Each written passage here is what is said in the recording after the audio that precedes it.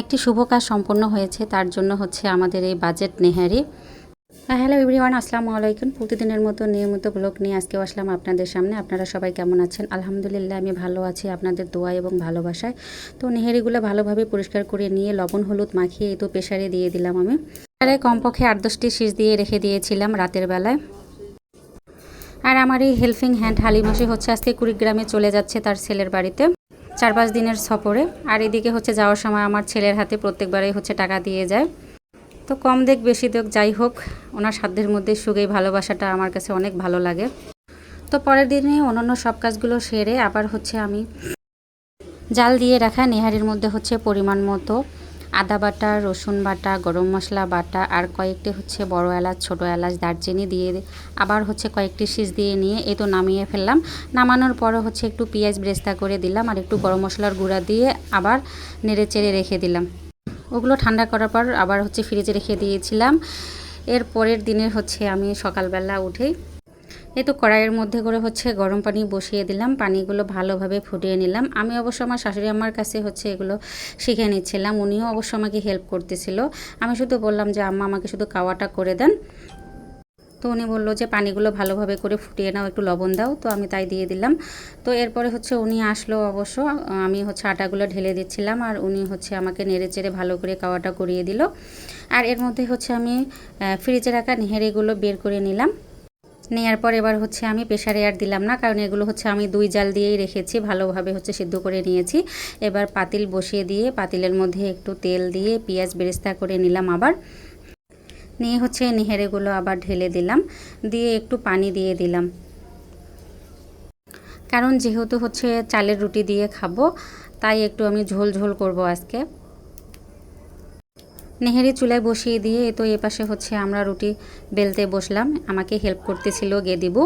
তো দুজন দুইটা পিড়া নিয়ে বসে পড়লাম, যেহেতু অনেকগুলো হচ্ছে আটা কাওয়া করা হয়ে গিয়েছে। তো একজন করতে গেলে অনেক সময়ের ব্যাপার। তো প্রত্যেক দিন সকালবেলায় কিন্তু হচ্ছে আমি ভাতেই রান্না করি, যেহেতু আমার ছেলে স্কুলে যায়, আমার হাজব্যান্ড অফিসে চলে যায়। তো এভাবে আসলে খাওয়া হয় না। তো এই ভিডিওটি অবশ্য আমার গতকালকের করা, শনিবার ছিল। শনিবার সকালবেলা হচ্ছে আমি আয়োজন করতেছিলাম, যেহেতু বন্ধের দিন সবাই বাসায় ছিলাম। তো এই তো ভিডিওর প্রথমেই যে বলেছিলাম যে হচ্ছে আজকে একটু শুভ কাজ সম্পন্ন হয়েছে। তো আমার হাজব্যান্ড হচ্ছে 3 শতকের একটি জমি কিনলো, আলহামদুলিল্লাহ। তো সেই পারপাজে হচ্ছে আমার শাশুড়ি বলেছিল মাছ নিয়ে আসতে, যে হচ্ছে জমি কিনলে নাকি হচ্ছে বড় মাছ নিয়ে আসতে হয় বাসায়। তো হচ্ছে ওরা বাজারে খুঁজছিল, মাছ পায়নি। তাই হচ্ছে 2 ভাইয়ে বুদ্ধি করে হচ্ছে একটা গরুর হচ্ছে 4টি পা নিয়েছিল। তো 2 ভাই হচ্ছে 2টা 2টা করে ভাগ করে নিয়েছে, আমাদের জন্য 2টা আর হচ্ছে ওদের জন্য 2টা। আমার পাশের বাড়ির হচ্ছে বড়াব্বা তো দেবর আর কি। তো হচ্ছে ওরা ওই দিনেই রান্না করে খেয়েছে। তো আমাকে অবশ্য একটু খাওয়াইছিল বড় ভাবি। তো এইদিকে হচ্ছে আমার রুটি বানানো প্রায় শেষের দিকে। তো আমি আবার হচ্ছে চুলায় তাওয়াটা বসিয়ে দিয়ে গরম করে নিয়ে একটু রুটি হচ্ছে সেঁকতে শুরু করে দিলাম। এদিকে হচ্ছে এখন গেদিবু একা হচ্ছে বেলতেছে আর আমি এদিকে সেঁকতেছি, কাজটা তাড়াতাড়ি হয়ে গেল। আর এই যে দেখেন আমার রুটিটা কি সুন্দর ফুলে গিয়েছে, ফুলকো রুটি হয়েছে। এই চালের রুটি কিন্তু আমার অনেক পছন্দের। আগে বাবার বাড়িতে থাকতে হচ্ছে অনেক খেয়েছিলাম, বাট এখন বয়স বাড়ার সঙ্গে সঙ্গে খাওয়ার রুচিটাও অনেকটাই কমে গেছে। আসলে এমন কেউ নেই যে সে হচ্ছে চালের রুটি পছন্দ করে না। তো যাই হোক, এইদিকে হচ্ছে আমার রুটিও ভাজা হয়ে গেল, আমার নেহেরিও হয়ে গেল। তো সকালবেলা সবার অনেক ক্ষুধা লেগেছে রুটি বানাইতে বানাইতে।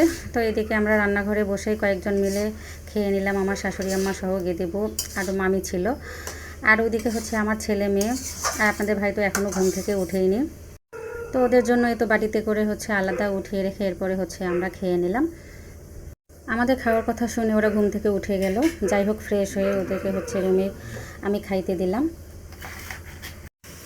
তো আজকের ভিডিওটি আমার এ পর্যন্তই। কেমন লাগলো হচ্ছে আমার রান্না, নেহারি রান্না এবং হচ্ছে রুটি বানানো।